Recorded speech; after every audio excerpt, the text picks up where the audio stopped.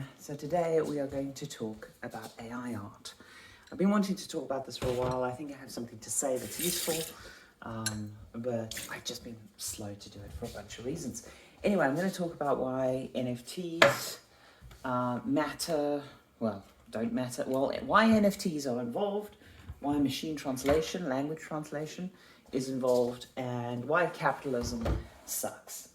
Spoiler, it's obvious. So the first thing is, I think we need to talk about the elephant in the room, which is NFTs. NFTs are shit. Let's just get that out of the way. NFTs are crap. There's a lot of good videos, a lot of good reasons why NFTs are crap, and I shouldn't need to display them here. But a lot of people who are cautious about AI art are the same people who are cautious about NFTs. Not everyone, there's a portion though, that are.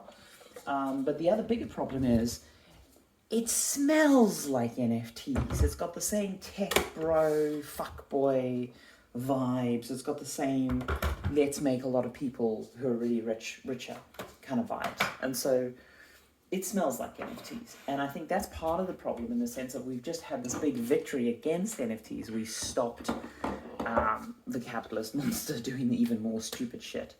And so a lot of people feel like they're going to win the battle against AI art. Spoiler alert, you're not going to win the battle against AI art, primarily because, unlike NFTs, these actually provide a function and a value. There are some debates about how that is thing, but we'll get to that later. So I think that's the first thing I wanted to get off my chest, which I think is a big problem in this debate, because we're so fresh off the NFT battle that I think a lot of people think the AI art battle's going to go the same. It's not gonna. Sorry. So next things. Why is this? Why am I talking to you? Why do I have a unique perspective? Well, the unique perspective really comes from my wife, me. So I did my dissertation on trying to kill dialogue trees and semantics, and I did a lot of natural language stuff. Basically, I was a lot in the AI text space for a lot of times, mostly for video games, and trying to make better video game dialogue. And I did a lot of AI research in that area, so I was quite up to date with what was happening with natural language and machine translation. At the same time, I started dating my wife. Now, this is 15 years ago, and she was studying to be a linguist. So her main job outcome from being a linguist was potentially to be an interpreter or a translator. And those were the kind of jobs she was looking for. Unfortunately, as she was graduating, the machine translation stuff got better. Now, the thing is, machine translation hasn't destroyed the job of translator, but it also kind of has. And I think it's a good lesson for how this is going to play out for AI art. And that's where it gets scary. So the key takeaway is, I don't think you hate AI art tools or assistive creative tools. There are issues separate to this, which I think we should discuss. But I think the big issue, and the thing that has you really concerned, frankly, is capitalism. Because you fear losing your income, you fear losing your career, and you fear that the skill and talent you have is no longer going to earn you a reward. First, the good news. If you're an established artist, chances are you'll be fine. If your art career has a few years under the belt, chances are you'll be fine. If you're starting out your career, 50-50, you'll be fine. If you're a student or waiting to break in, or an early stage freelancer, things might get rough. And this is what happened in the translation space. So quite simply put, the first jobs that went were the shit jobs, basically. There were things like small businesses need tiny translation of a thing. It was non-expert people hiring experts, right? So this is someone who doesn't know how to speak a language or doesn't have much experience with translation, hiring someone to translate. And a lot of this work was done by people who weren't professional translators. There were freelancers, a lot of agency work, a lot of that kind of work. The quality bar wasn't super high, but this was the jobbing translation work. This was the first ladder on the rung that most people did. And a lot of people did that job and never went any further in translation, but this was the first step on the rung that a lot of people did. The other bulk of the translation work that happened, and the other place where people got their start in the industry, is agency work. So this is basically, I'm a video game or I'm a company and I need a lot of things translated in bulk. I hire a translation service and they farm it out in bulk to a bunch of their usually 0-hour contractors with a small amount of in-house agency staff for QA and verification and stuff that they use when the work gets slow, but mostly they're outsourcing this work en masse to large amounts of freelancers. And then you get the more boutique translations sort of as you go up, in-house translators, interpreters, things like that, right? So machine learning translation comes on the stage, and the first thing that goes is a lot of people who would have paid for a very small translation, usually through one of the websites, the agency services, that kind of thing. They're now using Google Translate, right? That's the first thing that's happening. A lot of people who previously, when they were traveling, might have hired like a local guide or something, they're now using Google Translate more, or an equivalent of Google Translate. And machine learning translation basically attacked this bottom rung of jobs. These jobs that would be done to a very high standard, they were all about cost effectiveness. Decimated those jobs. Not overnight, it took, I'd say, the space of 2 to 7 years to happen. It was a gradual process. And it kept on eating away at this. And as my wife entered the workforce and she couldn't get pure translation work, she did a little bit of it.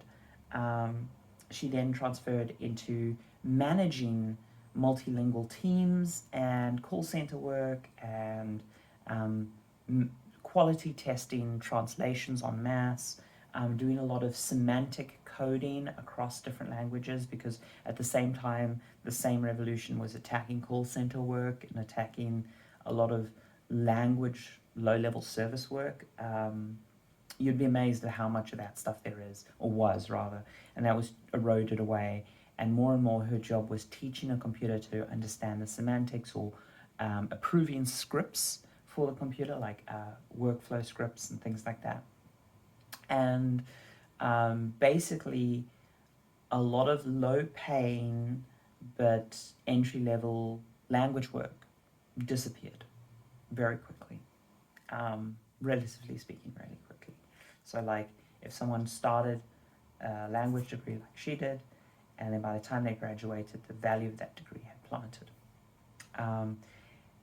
But if you were already in translation, you were fine. Basically, your career stayed ahead of the wave. And I'd say now, translation has reached a point where there's kind of a balance. There may be a bit of further erosion, but a lot of the existing translators are just a lot more efficient. They use a lot less outsourcing work. There's a lot of machine learning assistance tools, especially when translating large body of texts, or when doing sort of first pass translation. It's very common now in translation. They run it through a machine language filter, and then they do quality checking on the machine language. So basically, the ML translation's taken the job of that Russian student who wasn't doing linguistics but was doing some freelance Russian translation on the side and was doing it somewhat poorly, and then an in-house person was quality assuring that and polishing it up. That's the job that's disappeared.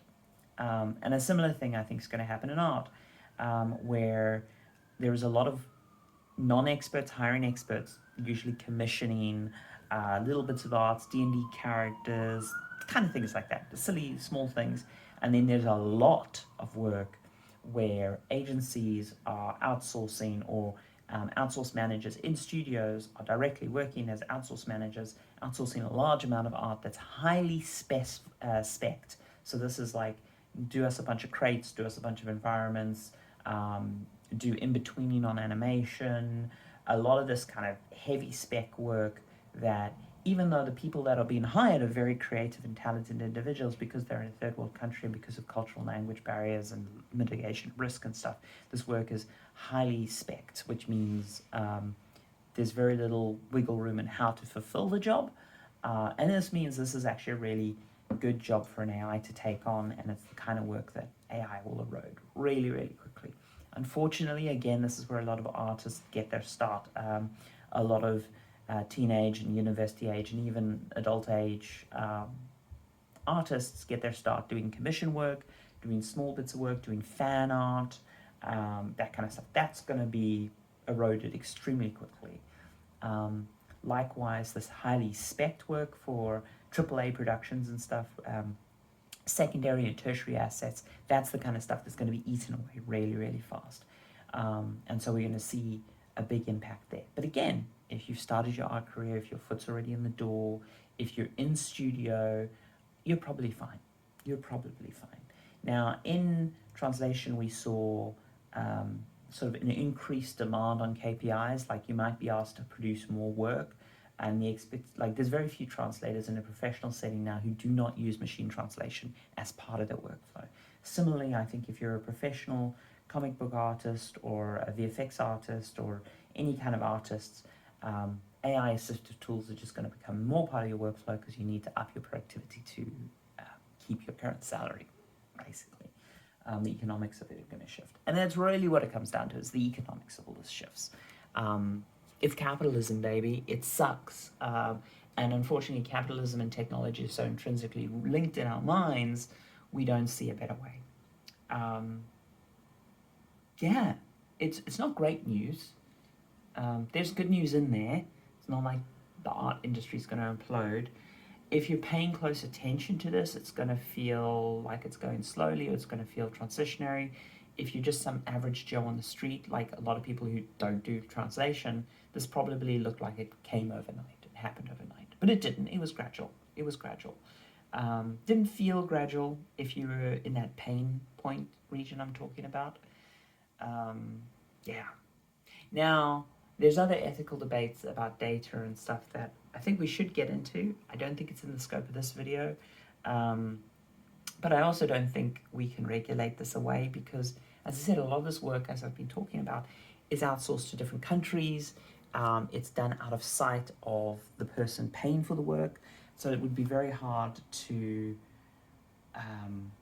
filter out AI from that process, especially as AI get better. It's also really hard to regulate because a lot of this work happens outside of country, and for the same reasons that child labor happens, I think it'll be impossible for us to regulate out AI labor because big companies will just go to third world countries and they'll go wink wink, we don't want AI art, and they will get AI art.